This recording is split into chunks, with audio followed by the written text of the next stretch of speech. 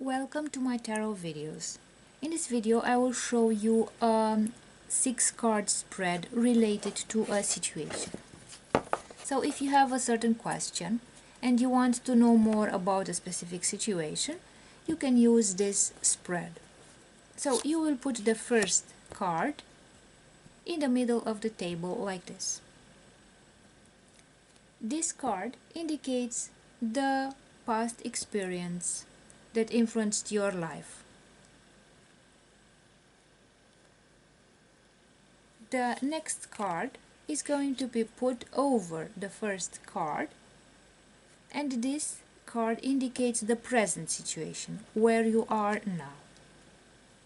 Now the third card will be put under these two cards here, and this indicates the near future. The next card is put here, the fourth card, and this one indicates the future environment. The fifth card will be put here above the first card, and this one indicates what you can hope for, what the likely events will be.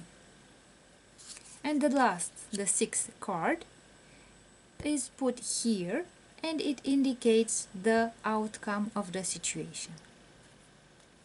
So it is a simple spread, and as you can see, the direction in which you put the cards is this one.